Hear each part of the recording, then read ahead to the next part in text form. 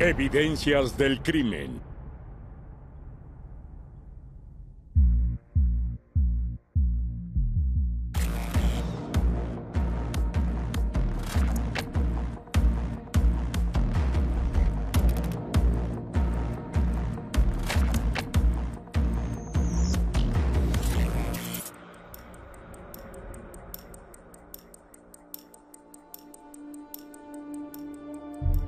Cita mortal en Internet.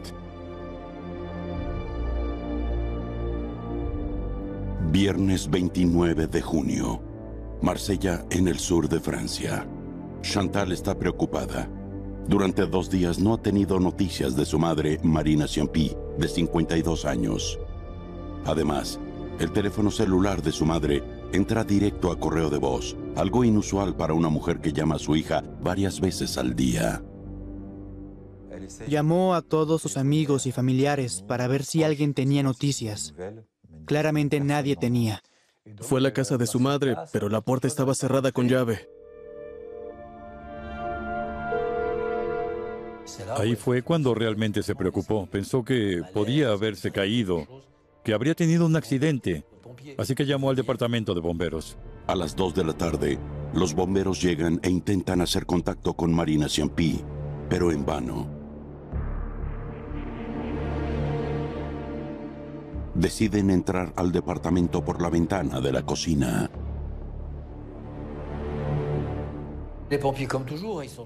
Como siempre, los bomberos tienen cuidado al entrar, ya que no saben qué esperar. Miraron en una habitación, luego en otra. Estaba oscura, aunque era de día, ya que las persianas estaban cerradas. Y entonces vieron un cuerpo en una posición extraña. Encontraron una mujer acostada en la cama, con una bolsa de plástico en la cabeza y el cable de un secador de cabello alrededor del cuello. La víctima está de espaldas, completamente desnuda. Los bomberos han descubierto claramente una escena terrible e inusual. Se negaron a dejar que la hija viera el cuerpo. Dijeron, no entre, señora. Será muy difícil, no entre. Y entonces fue el esposo de la hija quien entró a identificar a su suegra. Llaman al escuadrón de homicidios de la policía de Marsella. Los detectives se apresuran a la escena, acompañados de los técnicos de investigación criminal y de un médico forense. La situación es relativamente atípica. No hay signos de violencia, no hay evidencia de allanamiento en el apartamento, no se ha forzado la puerta ni las ventanas, no hay evidencia de robo. ¿Homicidio o suicidio? En este punto los detectives no han descartado ninguno. Al principio no sabíamos qué había sucedido. Incluso algunos policías no creían que fuera un homicidio, sino una especie de suicidio planeado. La gente a veces opta por escenarios extremos para suicidarse. Y los asesinos a veces tratan de hacer que un homicidio parezca un suicidio. Entonces, cuando hay una serie de elementos, como una bolsa de plástico y un cable que podrían haberse utilizado para estrangular a la víctima, los detectives deben formular varias hipótesis. Pero el otro elemento intriga a los detectives. La muñeca izquierda de la víctima tiene un corte profundo que ocasionó un sangrado severo. Para el médico forense Bernard Marc, este tipo de lesión es una pista interesante. Las laceraciones y las automutilaciones se ven a menudo en los suicidios, por lo que la naturaleza de las heridas y su orientación nos permiten saber si la víctima se cortó sus propias muñecas, si fueron el resultado de un accidente o si los provocó un tercero. Cuando el médico forense estudia detalladamente la muñeca de la víctima, se da cuenta de que no pudo haberla cortado ella misma. La forma, el ángulo y la dirección no sugerían un acto suicida, así que este era un caso de homicidio que pretendía parecer suicidio. Los investigadores no tienen ninguna duda. Es un homicidio. La búsqueda de evidencia se convierte en un factor determinante para tratar de reconstruir las circunstancias del crimen. Se toman muestras de inmediato, especialmente debajo de las uñas de la víctima. De repente, en la cama, al lado del cuerpo, algo perturbador llama la atención de un detective. Un detalle extraño fue la presencia de una pinza de ropa. No sabíamos si había estado en el cuerpo y se había desprendido mientras ella luchaba contra el asesino. Como haya sido, la pinza estaba ahí al lado del cuerpo. La pinza se envía al laboratorio para su análisis, al igual que un par de bragas pertenecientes a la víctima encontradas a los pies de la cama. La bolsa de plástico y el secador con el cable que posiblemente se utilizó para la estrangulación también se recogen. El cable podía tener elementos genéticos, por lo que debía manejarse con mucha delicadeza. Al igual que en una cirugía, usamos guantes de látex para removerlo y sellarlo en una bolsa. Entonces pudimos comenzar con las pruebas de ADN y la elaboración del perfil del asesino. Los investigadores toman más de 150 muestras, que luego envían al Instituto Francés de Huellas Genéticas. Cada detalle es importante, así que se debe ser muy observador. La respuesta podría estar escondida en cualquier cosa que parezca fuera de lugar. Hay que prestar mucha atención. Entonces, tenemos que tomar muestras de todo. Los expertos continúan su investigación a detalle, a pesar del desorden en el departamento que claramente alguien ha hurgado.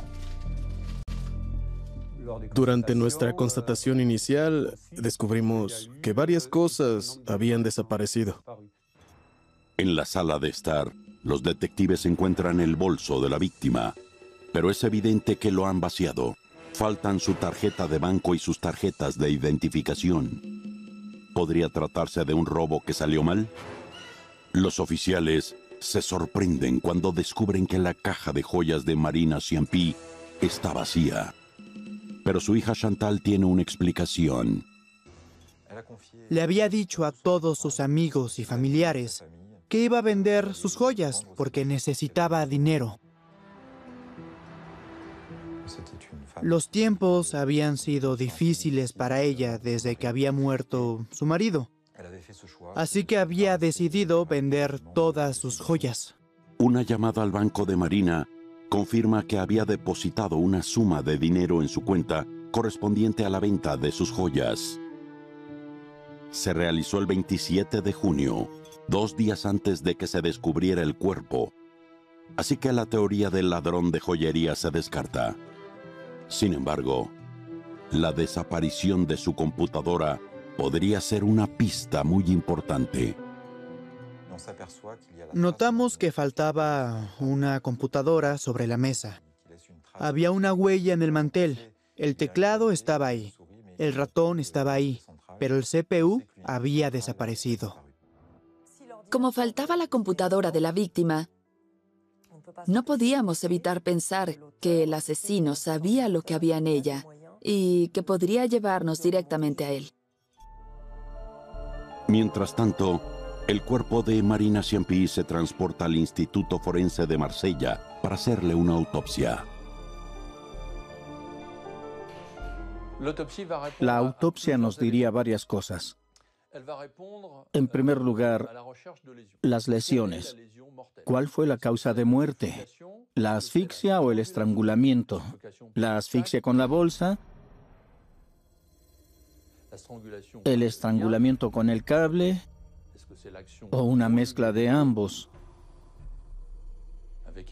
Además, también verificamos en la autopsia signos de violencia sexual. Durante la primera revisión en la escena del crimen, el médico forense notó lesiones alrededor de los genitales de la víctima. Pero durante la autopsia ya no se pueden ver. Hay una explicación científica para esto. Las primeras partes del cuerpo que se ven afectadas por la descomposición son las áreas mucosas, como el ano y la vagina. Por lo tanto, las primeras observaciones son vitales porque más adelante, una vez que comience la descomposición, desaparecerán las pequeñas marcas y lesiones. En este caso, el médico forense no puede comprobar si la víctima ha sido violada o no. Ahora, debe establecer la causa de su muerte. La autopsia apuntó a la estrangulación con el cable. Las lesiones eran muy pronunciadas y el extremo del hueso hyoides estaba roto, lo que indicaba que se había ejercido mucha fuerza, agravada por el hecho de que como la víctima prácticamente ya no podía respirar debido a que la bolsa la privaba de aire. Así que el autor del crimen se había propuesto matar deliberadamente a la víctima, porque combinó un método para sofocarla y otro para estrangularla, con el fin de matarla lo más rápido posible. Con esta conclusión, el médico forense puede determinar la fecha de la muerte. Marina Ciampi murió en algún momento entre la noche del 27 de junio y la mañana siguiente y fue asesinada en condiciones particularmente atroces. La muerte por asfixia es extremadamente violenta, tanto que la Marina Real Francesa, bajo la monarquía, castigaba al acusado de ciertos delitos arrojándolo desde la parte superior del mástil principal a cubierta, para que se rompiera la espalda o lo colgaba lentamente para hacerlo sufrir primero. Así que desde ese entonces se conocía que había una manera de infligir una terrible agonía. Es una forma violenta de morir. El estudio de llamadas telefónicas de la víctima y las entrevistas con las personas cercanas a ella arrojan nueva información. El 27 de junio, Marina recibió una última llamada a las 6:41. Después de eso, no hay más señales de vida.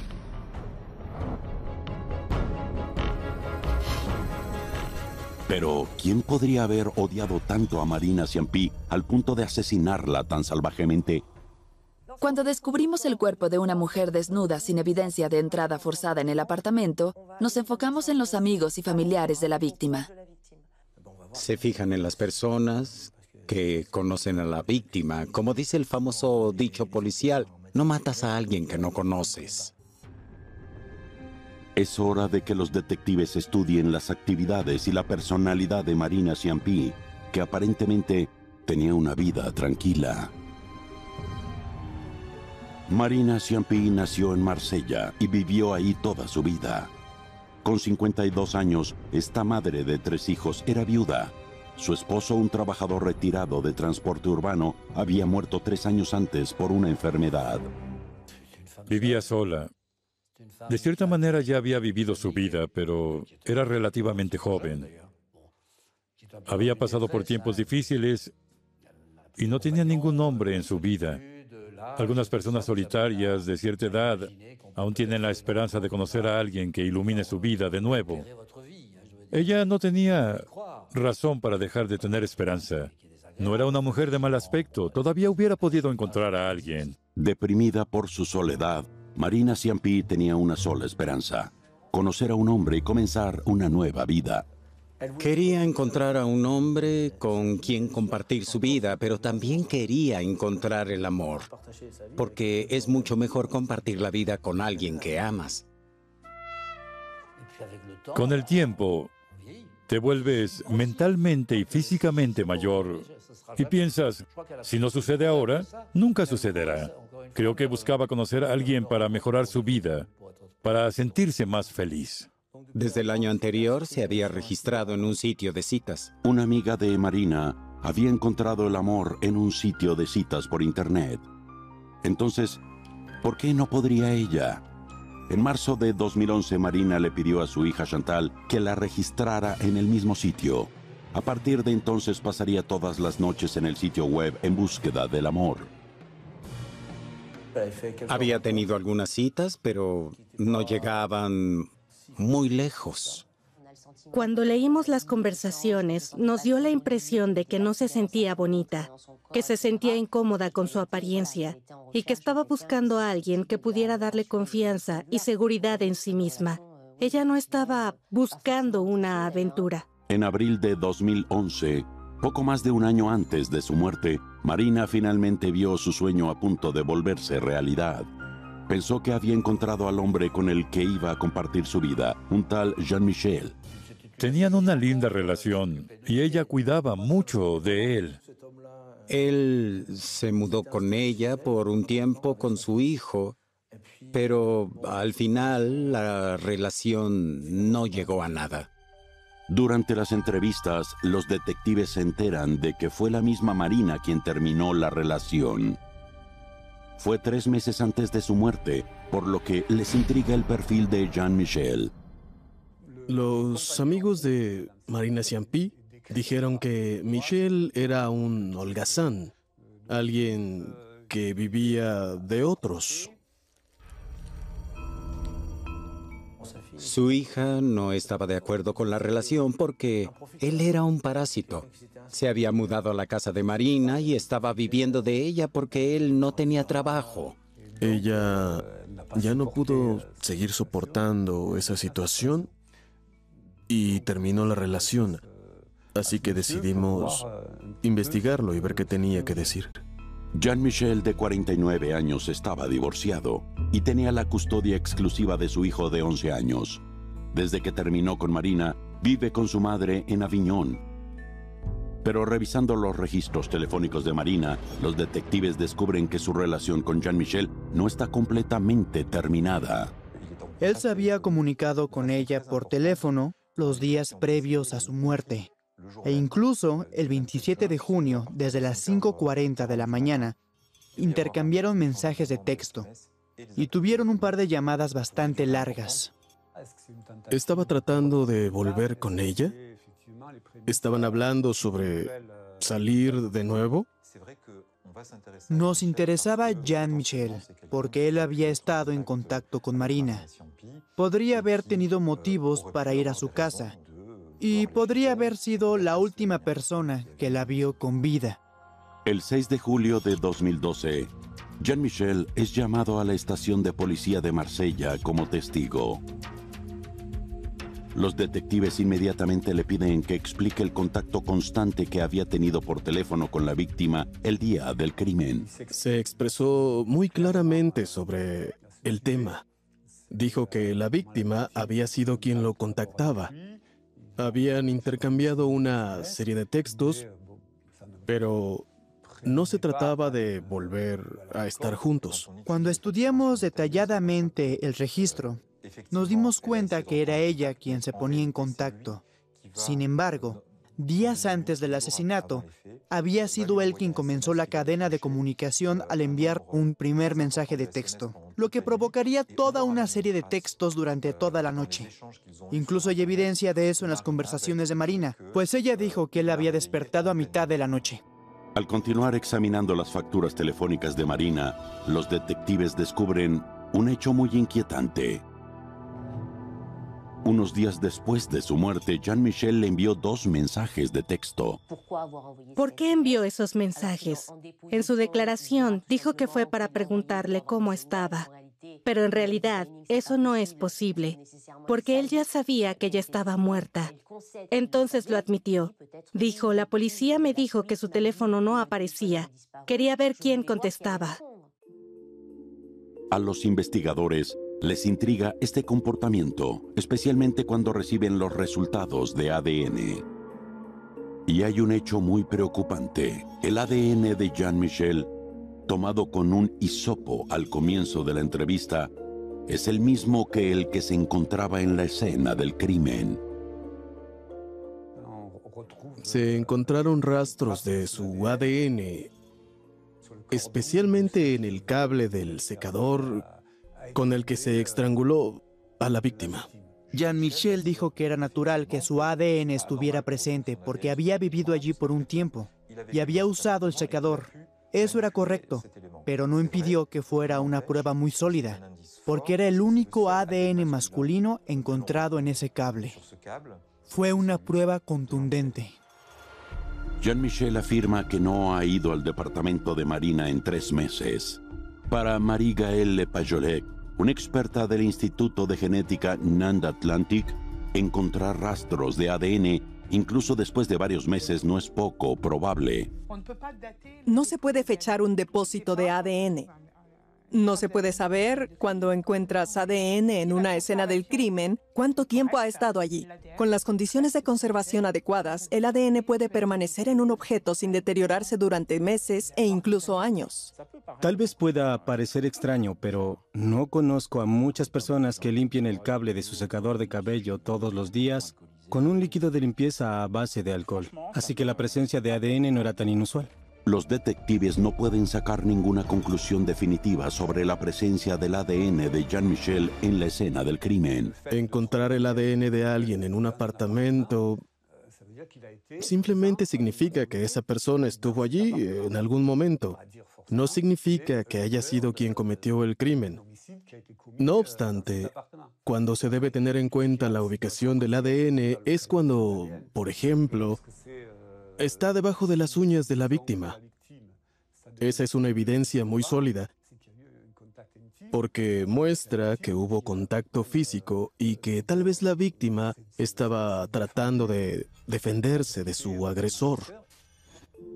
Y por supuesto, el análisis de las muestras que se tomaron de la parte de abajo de las uñas de la víctima revela la presencia de ADN masculino, pero no es el de Jean-Michel. Además, Jean-Michel ni siquiera estaba en Marsella la noche del asesinato. Su teléfono se geolocalizó cerca de donde vive, en la casa de su madre, en Avignon. No había más que decir. En estos días nuestros teléfonos dejan huellas y en todas las investigaciones, pero especialmente en las criminales. Los policías saben de la actividad telefónica de un sospechoso. La de Jean-Michel habló a su favor. La geolocalización de su teléfono celular confirma que Jean-Michel estaba en Avignon en el momento del asesinato entre la noche del 27 de junio y la mañana siguiente. El primer sospechoso es entonces absuelto. Los detectives deciden seguir adelante con la pista sobre las citas. Están convencidos de que el sitio que usó Marina puede resolver el misterio. Sobre todo porque unos días antes de su muerte la víctima le había pedido a su hija que la diera de baja del sitio. En el momento en el que escucharon que la víctima le había escrito a su hija para pedirle que cancelara la suscripción, los detectives pensaron que Marina estaba preocupada y que quería dejar de tener contacto con alguien en particular.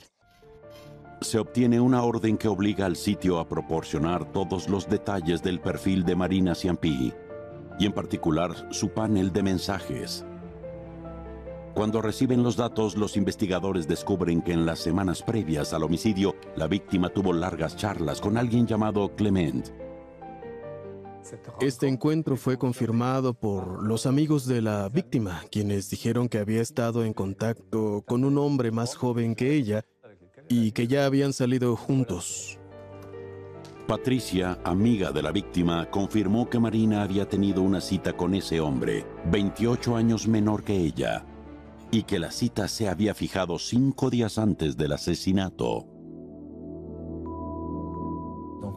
Después de la cita, Marina decidió no seguir adelante y 2 días después le envió un mensaje a Clement para decirle que no quería volver a verlo. Marina se dio cuenta de que era demasiado joven para ella. Claro que se sentía atraída por él, y tal vez primero imaginó que un hombre joven y una mujer mayor podían enamorarse locamente. Pero después, ella lo vio poco probable, así que quiso terminar las cosas. Una persona rechazada puede sentirse herida y vengarse. Y eso fue lo que justificó entrevistar a este hombre. Y fue lo que hicimos.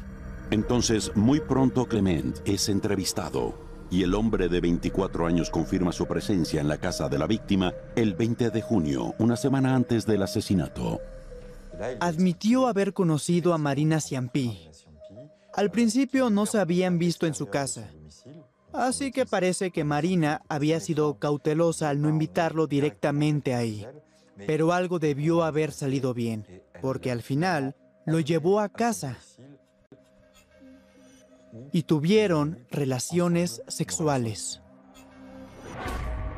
Pero de acuerdo a lo que Marina le confía a su amiga Patricia, el comportamiento del joven fue un poco extraño durante la cita. Ese joven utiliza la computadora de una manera muy extraña. Eso fue lo que Marina Ciampí les contó a sus amigos. Y eso podría explicar la desaparición del CPU. Lo pudo haber hecho para encubrir lo que había hecho a la computadora. También le preguntaba con insistencia qué joyas tenía en el apartamento. Parecía enfocado en una pieza en particular, una valiosa cadena trenzada de oro. Su comportamiento era sospechoso, especialmente cuando le preguntó dónde guardaba sus joyas. Le preguntamos a Clement por qué tenía tanto interés en las joyas de Marina y él explicó de forma tranquila que había mostrado interés en esa pieza en particular porque su madre tenía una casi igual. Así que simplemente preguntaba por curiosidad. Quería saber dónde había conseguido Marina este objeto. Los detectives no están convencidos con la explicación de Clement sobre su extraño comportamiento en la casa de Marina Ciampí. Al mismo tiempo, llegan nuevos resultados después del análisis de las muestras recolectadas en la escena del crimen.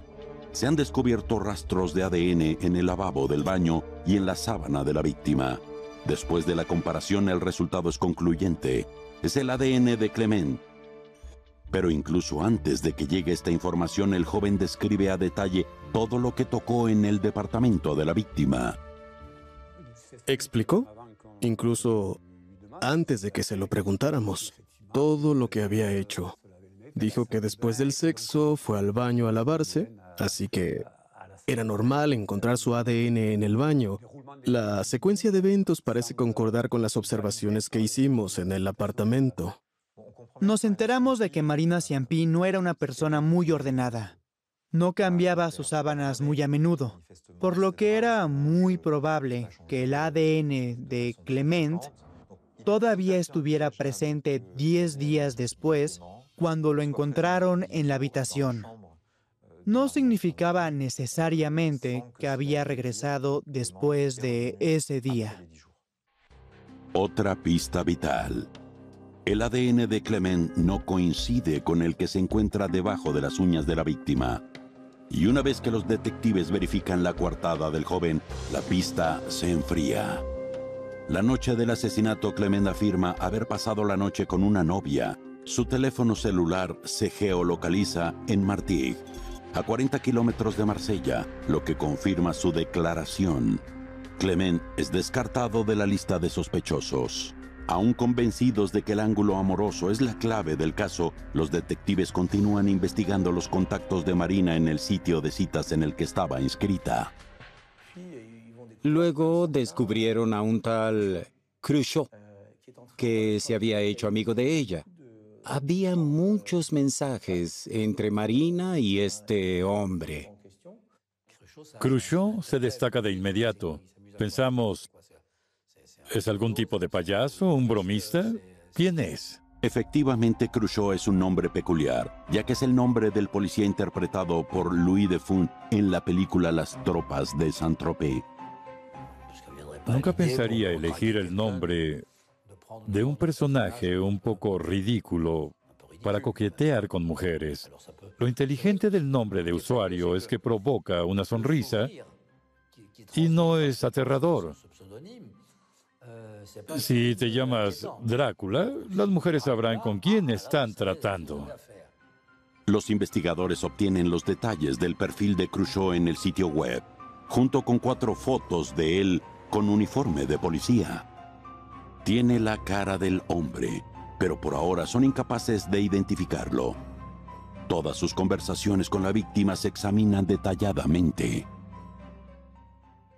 Él comenzó un diálogo que rápidamente, aunque solo fuera por vía virtual, se comenzó a tornar un tanto apasionado.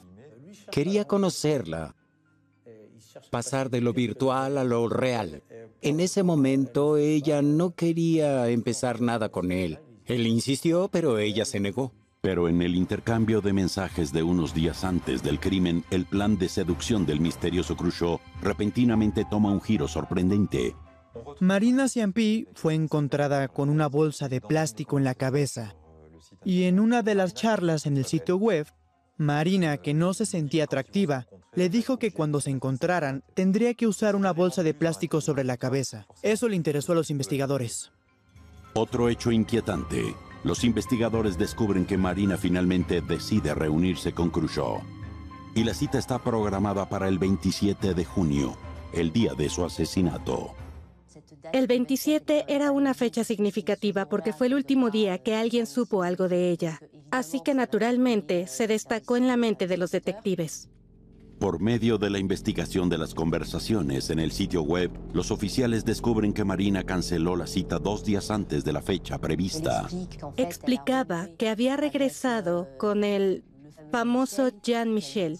Le dijo que todavía sentía algo por él y que no quería tener ningún tipo de relación con nadie más que con él. A pesar de eso, los detectives todavía quieren saber más sobre el hombre llamado Khrushchev. Para identificarlo, solo tienen una pista. En el tablero de mensajes del sitio web, el desconocido le ha dado su número telefónico a Marina. Desafortunadamente, al ponerse en contacto con el proveedor de telecomunicaciones, descubren que el número corresponde a una tarjeta SIM de prepago y la persona a quien le pertenece no está registrada. Hasta hace unos años, algunas personas no querían estar atadas por un contrato. Entonces compraban tarjetas SIM de prepago y les recargaban cuando lo necesitaban. Pero para los delincuentes es bastante útil, ya que pueden comprar una tarjeta de prepago por la mañana, usarla durante el día para que no pueda ser geolocalizada y luego tirar la tarjeta y el teléfono una vez que hayan terminado el negocio. Podía ser una señal de que el tipo era un depredador y por lo tanto alguien que no quería dejar ningún rastro de su paradero. Así que intencionalmente hubiera tenido que usar una tarjeta SIM de prepago para que no hubiera forma de rastrearlo. Los investigadores examinan todas las llamadas hechas desde y hacia este número. Y lo que descubren es muy interesante. Los investigadores se dieron cuenta de que, extrañamente, este número solo se había usado para llamadas y mensajes de texto entre Marina y Khrushchev. Esto se conoce como un número exclusivo. El número exclusivo era realmente sospechoso, especialmente porque el último contacto telefónico de Marina fue hacia ese número, un mensaje de texto enviado el 27 de junio a las 6:40 de la tarde. Lo más sospechoso sobre la tarjeta SIM fue que no se volvió a utilizar después de la mañana del 28. Khrushchev no debería haber sabido que Marina estaba muerta porque le habría llamado o enviado un mensaje de texto. No lo hizo. No se comunicó y eso era muy sospechoso. Al continuar con el escrutinio de las llamadas telefónicas, los detectives descubren que el 27 de junio Marina tuvo contacto telefónico 3 veces con el misterioso Khrushchev, a las 2:32 y a las 2:33. Y luego a las 4:24, los oficiales se disponen a geolocalizar el teléfono para averiguar dónde estaba él la tarde del día 27. Una breve explicación de cómo funciona la geolocalización. A medida que nos movemos de un lugar a otro, el receptor más cercano registra nuestro teléfono celular, dependiendo del proveedor. En el auto pasamos de un receptor a otro y así nos posicionan cuando viajamos. La geolocalización del teléfono celular de prepago de Khrushchev no deja lugar a dudas. El 27 de junio, durante todo el día, estaba cerca del departamento de la víctima. ¿Por qué estuvo ahí durante tanto tiempo? ¿Por qué iba y venía varias veces? Era realmente sospechoso.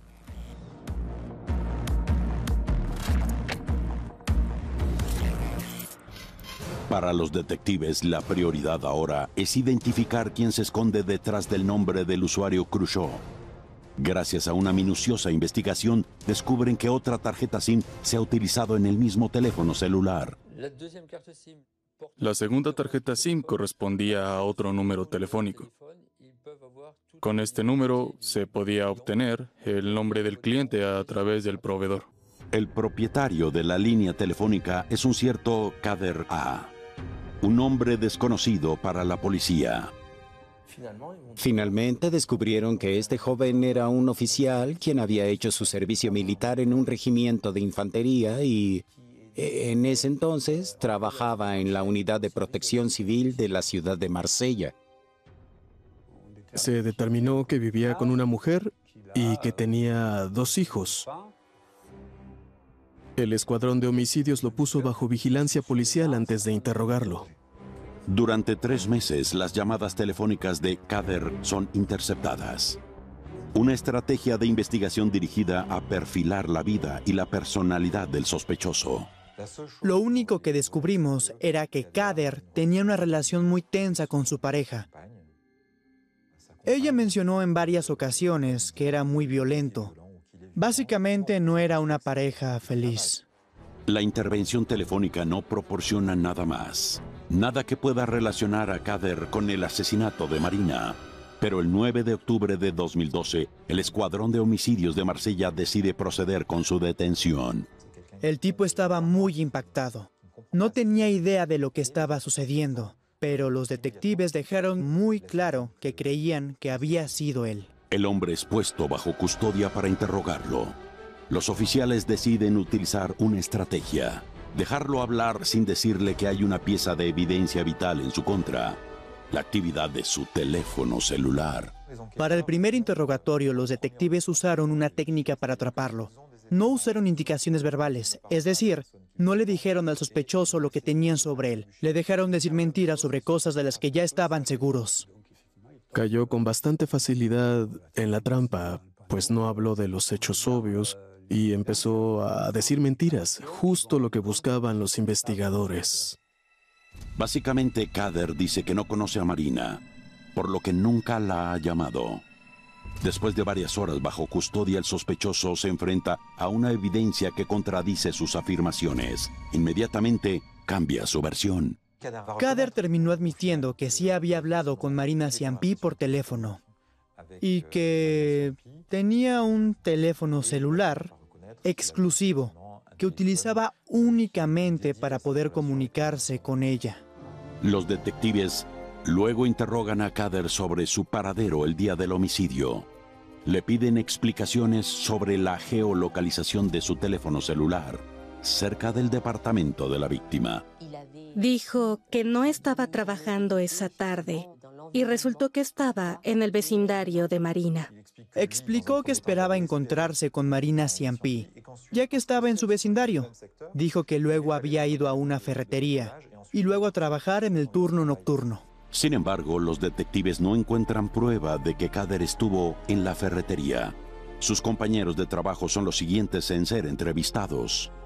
Le dicen a la policía que Kader es extremadamente puntual, pero extrañamente la noche del asesinato había llegado 15 minutos tarde a su turno, es decir, a las 7:15, lo que encaja con el último contacto telefónico de Marina Ciampi a las 6:41 p.m. Ningún médico forense puede establecer el minuto exacto en que murió una víctima, pero claramente Marina murió temprano en la noche.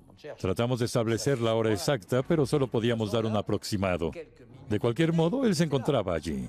Pero según el abogado del sospechoso, aunque Kader hubiera llegado 15 minutos tarde al trabajo, no podría haber tenido suficiente tiempo para cometer el crimen.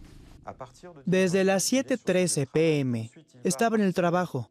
Luego se fue a patrullar el centro de la ciudad de Marsella y se estableció que estuvo presente. Después de eso, regresó a la sede de su unidad y sabemos que estuvo allí hasta las 6:30 de la mañana porque un compañero lo vio. Además, su teléfono fue localizado a las 6:38. Kader regresa de patrullar a las 11:45 y pasa la noche en su habitación en la sede de la Unidad de Protección Civil. Así que nadie lo ve por 7 horas. Los investigadores creen que en ese momento pudo haber regresado a la casa de la víctima para matarla. Su coartada no era tan sólida. Mientras estaba en su habitación, no debía registrar su entrada ni su salida, por lo que podría haberse ido en cualquier momento sin que nadie lo notara. A pesar de esto, Kader niega haber participado en el homicidio. Pero cuando los expertos forenses comparan su ADN con el que se encuentra debajo de las uñas de la víctima, el resultado es concluyente. Es el mismo perfil genético. La presencia de ADN debajo de sus uñas mostraba que ella lo había arañado o sostenido con fuerza. Había habido suficiente intercambio celular entre ellos para que sus células se alojaran debajo de sus uñas. Si simplemente le hubiera dado la mano, no tendría su ADN debajo de las uñas. Ahora más que nunca, Kader es el principal sospechoso, pero sigue negándolo y ofrece otra explicación. Él admite haber visitado la casa de Marina 3 días antes del asesinato. Dice que ella le coqueteó descaradamente, por lo que tuvo que empujarla para defenderse. Dijo que ella había empezado a ser muy abrumadora. Al principio no le habían importado sus insinuaciones, pero en algún momento ella se había vuelto tan insistente que él se había incomodado y se había ido. Los investigadores no están convencidos con la historia de Kader. Luego, llegan más resultados de laboratorio que respaldan la teoría de que Kader está mintiendo. Resulta que su rastro de ADN ha aparecido en otros 2 lugares cruciales: en las bragas de la víctima que se encontraron al pie de la cama y en la sábana cerca del cuerpo. Pero no hay nada que arroje luz sobre el posible motivo, por lo que los detectives deben investigar la personalidad del sospechoso. Para tratar de comprender la personalidad de Kader, los detectives primero se basan en los descubrimientos que hicieron durante las diversas inspecciones, especialmente la de su habitación en el edificio de Protección Civil. Estaba descuidado, desordenado, sucio. Normalmente alguien que trabaja en seguridad tiene una vida estable, sabe lo que hace, tiene reglas y vive una vida ordenada. Mantiene sus cosas en un orden determinado. Ese no era el caso en absoluto. Había algo que no estaba bien aquí. Descubrieron algunas cosas muy extrañas, como botellas con orina. Era un tipo bastante raro. Para un detective encontrar algo así es una gran sorpresa. Encontrar esas 3 botellas de orina en su habitación de servicio de seguridad fue bastante extraño. ¿Significaba que no se levantaba en la noche para orinar? Bien, pero ¿por qué no? ¿Y por qué conservar las botellas? Esto nos dice algo sobre el estado mental de una persona. Durante la búsqueda, los investigadores también encuentran 2 teléfonos celulares, una memoria USB y una computadora portátil. Cuando los analizan, los forenses descubren una colección de más de 40,000 fotos pornográficas. El presentimiento de los detectives fue confirmado por sus compañeros de trabajo y por el líder de su unidad, quienes dijeron que tenía una doble personalidad. Algo así como el Dr. Jekyll y Mr. Hyde. Por un lado vivía una vida tranquila y por otro lado era un poco perverso. Estaba en sitios de citas, era una persona con impulsos sexuales incontrolables. Para entender mejor quién es realmente Kader, los investigadores interrogan a sus amigos, familiares y colegas. Todos lo describen de la misma forma. A Kader lo describían como muy discreto, muy reservado, a veces muy misterioso. No hablaba mucho sobre su vida. Había estado haciendo el mismo trabajo durante años y sus colegas no sabían dónde vivía o qué hacía fuera del trabajo. Más que solo introvertido y discreto, Kader parece ser extremadamente reservado y hermético. Incluso sus propios familiares no tienen idea de que vive con alguien y de que tiene 2 hijos. Había dividido su vida familiar. Es decir, sus hermanas, su madre y su padre por un lado, y por el otro, su propia familia con su pareja e hijos. Los mismos familiares de Kader nunca habían conocido a sus hijos, por lo que su vida era muy secreta y totalmente dividida. Para el experto en psiquiatría Serge Bornstein, este tipo de comportamiento no es necesariamente absurdo, incluso podría ser completamente intencional. Estas personas tratan de parecer ordinarias, totalmente normales. Parecen personas que siguen las reglas de la sociedad y dan la impresión de ser completamente incontrovertidas. Juegan el papel de alguien que está integrado en la sociedad y su secreto les permite cometer algunos actos de violencia de vez en cuando. Ahora la policía tiene suficiente. Kader es acusado de asesinato en primer grado con actos de tortura y crueldad. Inmediatamente es encarcelado en la prisión de Marsella.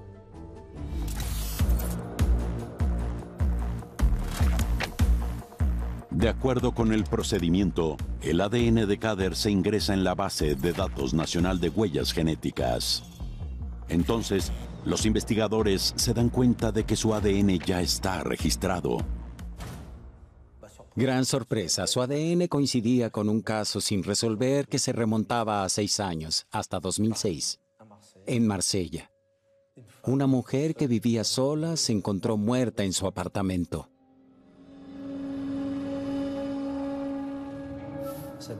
La pobre mujer. No la violaron. No fue un robo. No faltaba nada. ¿Por qué la mataron? El 23 de abril de 2006, en el distrito 13 de Marsella, el cuerpo de Henriette Bernard, de 68 años, fue descubierto en su apartamento.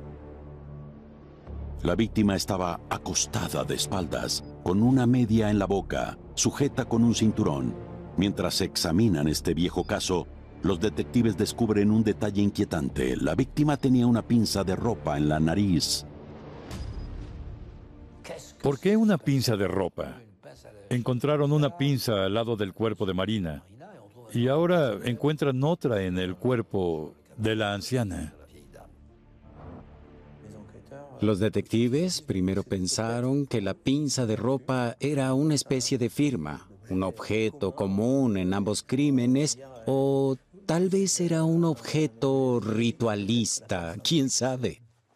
Pensamos tal vez que era un maníaco, una especie de asesino en serie que firmaba sus crímenes, o un fetichista, o lo que sea. Teníamos muchas preguntas, pero muy pocas respuestas.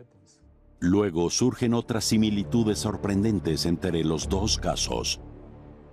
En ambos casos, las víctimas eran mujeres mayores, atacadas en sus casas, sin signos de entrada forzada, y ambas habían sido estranguladas. Para la señora Bernard, una mordaza y un cinturón en la boca. Para la señora Ciampi, una bolsa sobre la cabeza para inmovilizarla.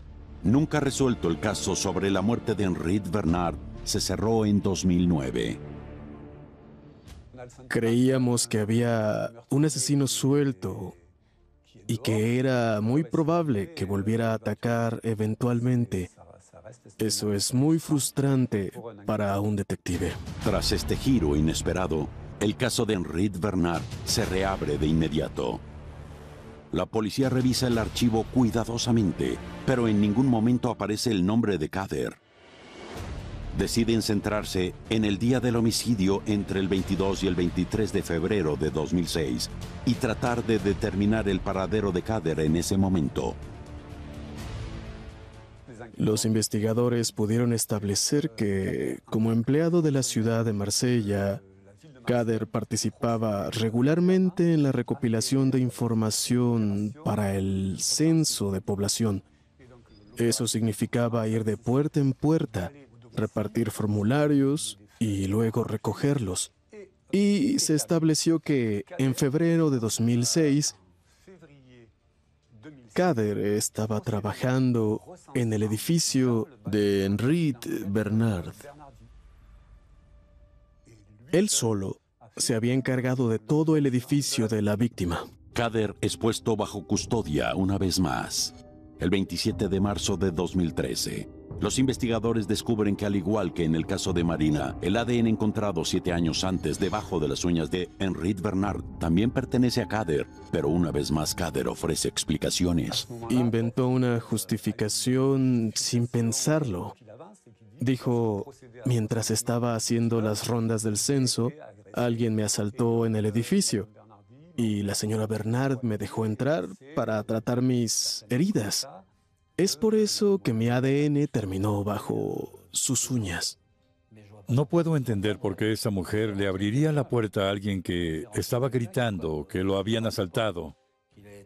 Creo que su primera reacción habría sido llamar a la policía. Ciertamente, no invitarlo a pasar. Para la policía, la explicación de Khader no es creíble. No obstante, consultan con sus empleadores de ese entonces, pero ninguno de ellos tiene conocimiento de dicho asalto. Es extraño que nunca haya hablado de eso. Por lo general, un servidor público lo reportaría a su superior. Si hubiera sido herido, se consideraría un accidente en el lugar de trabajo y tendría que ser declarado oficialmente.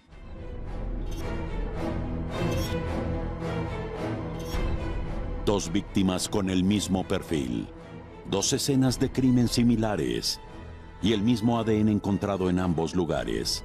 Para los detectives, esto no es una coincidencia. El hecho de que el ADN se encontrara en otra escena del crimen fue claramente increíble para los investigadores. Pensaron que efectivamente tenían un asesino en serie o alguien que había cometido varios asesinatos. Pero particularmente es la presencia de la misteriosa pinza lo que más intriga a los detectives. Especialmente porque ninguna de las dos tiene rastro de ADN. Con la señora Bernard, la pinza de ropa estaba en su nariz. Con la señora Ciampi, estaba a su lado. No sabemos si había estado en su cuerpo, pero se había caído durante el forcejeo. El Escuadrón de Homicidios de Marsella verifica si hay otros casos no resueltos que presenten similitudes con los 2 asesinatos, pero su búsqueda es infructuosa. Es cierto que un asesino en serie generalmente actúa a intervalos más regulares. Aquí hay 6 años entre los 2 casos. Pero tal vez fue arrestado antes de que pudiera volver a matar. Me gusta pensar que, al atraparlo, los detectives detuvieron una serie de asesinatos que estaban por comenzar. Las posibilidades que ofrece Internet hoy en día hacen que sea muy fácil para los pervertidos encontrar a sus presas, así que la serie podría haber durado mucho más tiempo. Después de ser acusado por el asesinato de Marina Ciampi, Khader ahora es acusado por el de Henriette Bernard. En este caso, el análisis de evidencias ha permitido resolver no un crimen, sino 2, incluso si Khader todavía no confiesa ninguno de ellos. Son raros los criminales que confiesan todo, pero creo que él cae en la categoría de aquellos que nunca confiesan mientras quede un atisbo de duda. Y en estos 2 casos, Khader ha cultivado esa duda. Debemos aceptar que hay áreas grises, elementos que nunca conoceremos, y eso es muy frustrante, especialmente para las familias de las víctimas, que nunca sabrán exactamente qué fue lo que sucedió y cómo sucedió.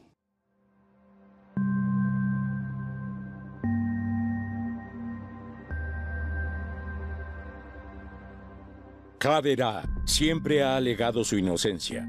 En 2016, fue declarado culpable por el doble asesinato de Marina Ciampi y de Henriette Bernard. Fue condenado a 30 años de prisión. Khader apeló a dicha condena. Un nuevo juicio comenzó en 2018. Doblado en Olympusat, México.